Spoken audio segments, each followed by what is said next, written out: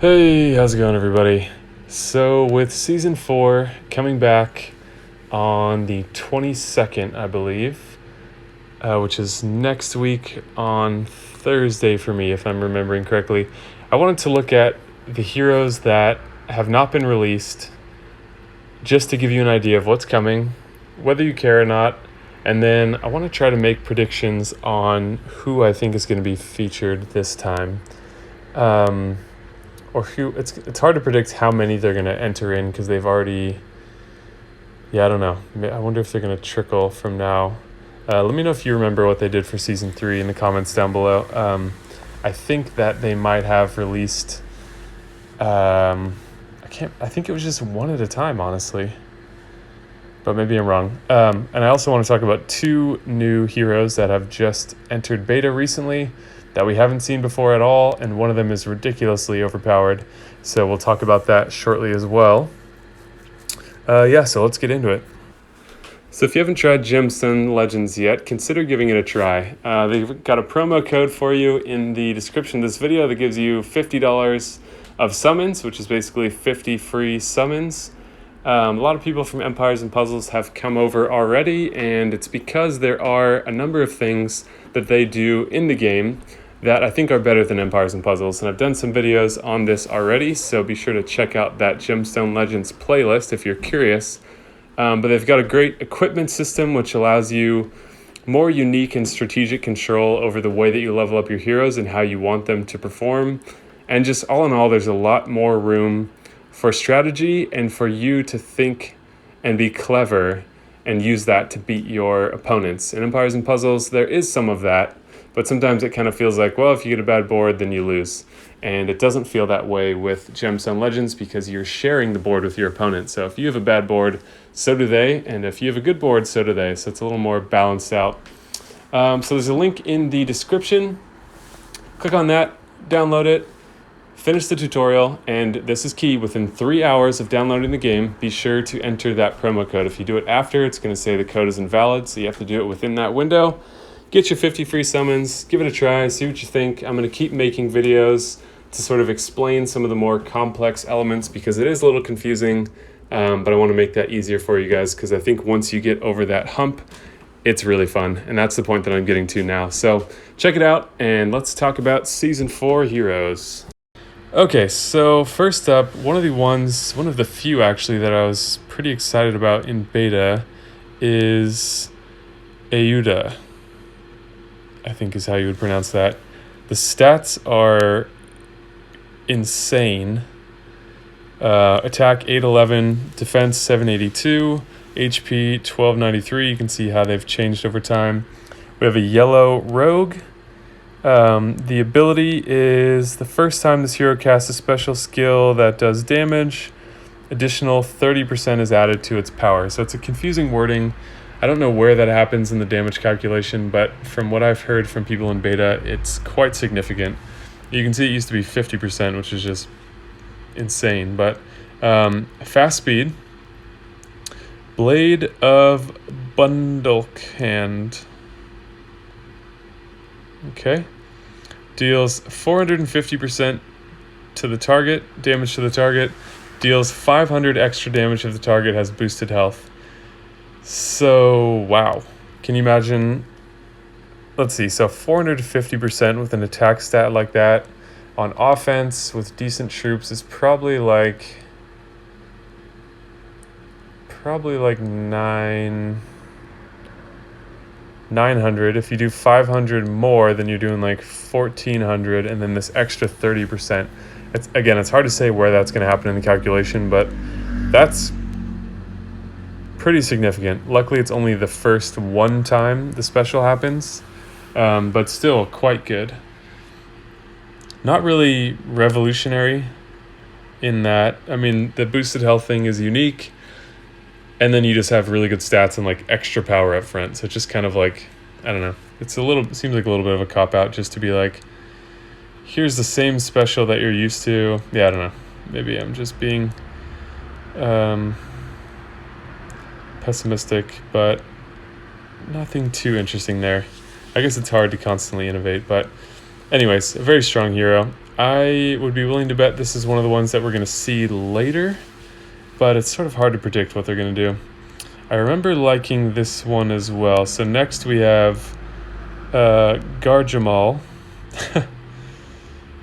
This is a green barbarian, attack 791, defense 774, HP 1349, and the special skill is Flail of Destruction. The passive ability is decrease ailment duration. Duration of the first 3 status ailments this hero receives from special skills is reduced by 1. So that's pretty cool. Deals 430% damage to the target. The caster regenerates 675 HP over 3 turns. The duration is reset if the caster is hit with direct damage from a special skill. So that's like sort of the ultimate tier in a sense, where there's no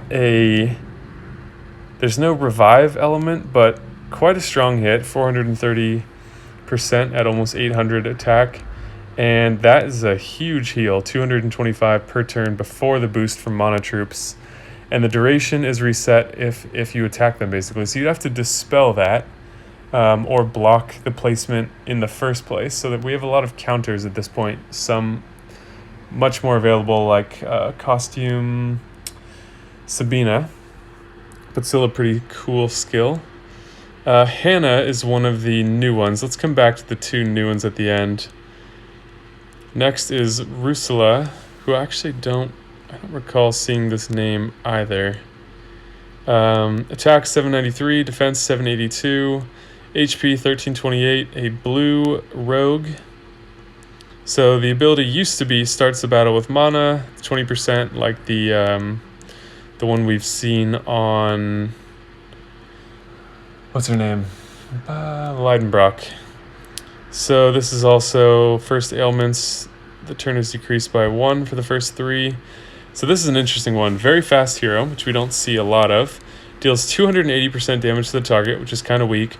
Caster goes into hiding for 2 turns. While hidden, the caster cannot receive new status effects or stacks.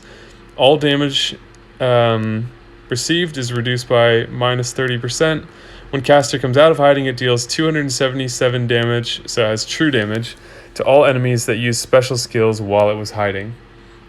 So that's not crazy strong. Let's see, it's 2 turns of hiding. So this hero's going to go off very quickly. Have sort of a weak hit, and then if you attack, the damage is reduced. It deals to all enemies. Oh, okay, so it's only dealing this 277 true damage to the enemies that used special skills on anyone. So it's kind of like stalling for 2 turns, which could be a part of a good team synergy. I sort of undervalued Lepiota initially, and she's turned out to be a really good hero, because you're essentially just like removing a hero from the game for whatever it is, 3 or 4 turns, which is pretty awesome. You can clear a ghosting lane for yourself. You can just remove an Alfreich or another very dangerous hero that's almost charged, and you're doing that at fast speed. So this is a really hard one to see how it's going to fit into the meta and what the good synergies are going to be, but very interesting. And I like seeing new hero types come in if they are, hopefully they've made an effort to balance them. Okay, Zenobia is the one that I was most excited about from the initial crop. Attack of 846. Again, this is still technically in beta, even though we're actively in Season 4, so this stuff still could change. I don't know if it will, but attack 846, insane. Defense 776, which is very high and ridiculously high for an attack that high. HP 1347. A red monk. Duration of the first 3 buffs this hero receives from special skills is increased by 1 turn. I really like that one a lot. And if you coupled that, oh my god, the synergy with Black Knight would be insane, where this hero would get 4 turns of the attack up, and if you use some sort of like Spirit Link hero to drive that attack stat up high really fast, then you would get a 4th turn at the max 145% attack. which is just crazy. So this is like a Jabberwock type hero. Average speed, deals 320% damage to the enemies on the edge of the enemy formation. If there's only one, the damage is doubled. So same thing as Jabberwock, but alters the power of fire shields on the board. When an attacking hero casts a special, shields are enhanced with plus 64% attack. When a defending hero casts a special, shields are weakened with minus 57% attack. So the synergy with Black Knight is insane. Plus 145% attack, and then all red shields having plus 64% attack is going to be insane. Throw costume Marjana on there, and yeah, or plenty of other heroes, but that's going to be an absolutely ridiculous synergy. So I think that could be one of the ones they hold until later. You know, I wanted to predict what they're going to come out with first, and it's really hard to figure that out. So let's look at these two newest heroes next. Okay, so first we have Hannah. Attack 780, defense 747, HP 1433. A purple druid. Start the battle with mana. 20% mana at the start of the battle. That's less significant for fast speed because it's not going to boost you up to very fast speed, I don't think. Haven't done the math on that yet, but I would be willing to bet it would not, unless you've got a pretty... Yeah, I don't even know if that's possible with mana troops. So if someone's done the calculation, let us know in the comments down below. Special skill, Corrupting Idol. Deals 215% damage to the target and nearby enemies. So pretty low for a hit 3, especially a new one. Summons a golden idol fiend for the target and nearby enemies. The fiend damages the enemy with 43% attack every turn. So pretty much a copy of what Elizabeth does. The Skull Fiend absorbs healing and disappears when it has absorbed health equal to 28% of the target's max health. The Skull Fiend gives minus 20% attack for its owner for as long as the owner has Skull Fiends. This effect cannot be cleansed. So, seems quite strong. The obvious thing to mention here is the clear synergy with Uraeus. He is the only hero card that we've seen updated so far to indicate that his sand damage is triggered by fiends as well, even though fiends are sort of a harmful minion, and so being punished for those being on you is sort of surprising, but they did make that clear distinction. So he has some good synergies with Elizabeth and with Hannah. Again, it's very hard to tell how it's going to work. Minus 20% attack is pretty good. Stealing, healing. The 43% attack is like, I don't know, 40 to 85 per turn, depending on whether you're on offense or defense. I have to bet this is going to be good. It's just hard to figure out exactly because it is a new effect. But yeah, that's Hannah. Last one is the most overpowered hero that I've seen in quite a while, and that is Morel. So, attack 772, defense 745, HP 1452. Very nice stats. A blue ranger, fast speed, increased special skill damage. Oh my god. The first time this hero casts special skill, the damage has an additional 30%. Okay, so fast speed, keep in mind the first hit has an additional 30% behind it. We don't know if that just means like a 30% attack boost or if like it would have done, 1,000 damage, and this means that you're going to do 1,300 instead, which would be obviously much more significant than a 30% attack boost. So it's hard to say what this is going to look like yet, but it has the potential to be very strong. Deathly Glaive deals 220% damage to all enemies, and here's the kicker. All enemies get minus 34% defense for 3 turns, undispellable. So basically they nerfed Frigg, and then they created an even stronger version of Frigg with undispellable defense down.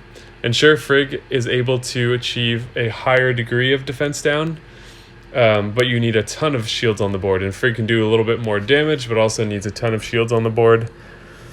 And so this is like, even if you have 0 blue tiles, you're doing 220 to all with undispellable defense down. So I would much rather have this hero than Frigg, even though Frigg has a slightly higher potential.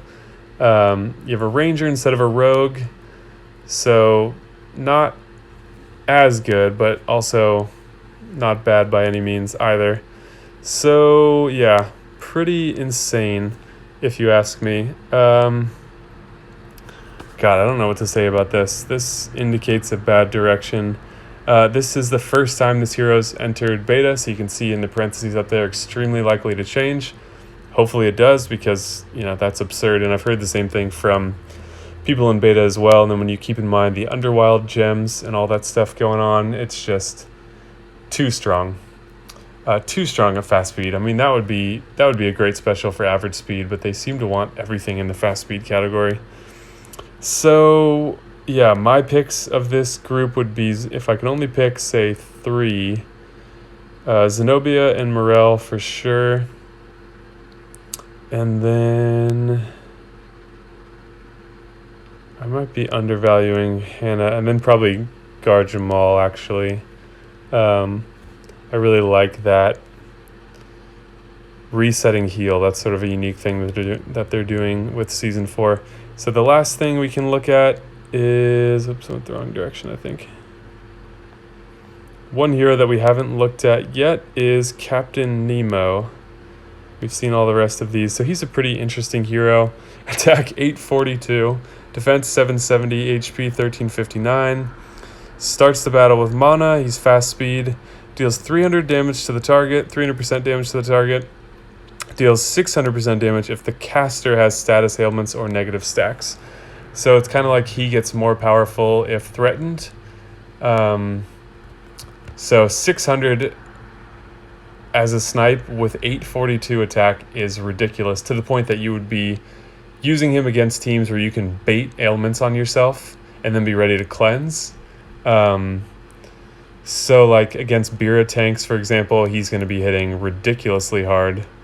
So any of those ailments that don't lower attack, I mean, defense down is a risky ailment to keep on yourself for too long, but there's plenty of ailments that can be used here to make his hit ridiculously strong, and he's just far and away better than, what's his name? Fenrir, who has a similar mechanic of doing basically double damage. Fenrir's is like 660%, but under 50% health, that's kind of irrelevant. This guy is just going to hit super hard.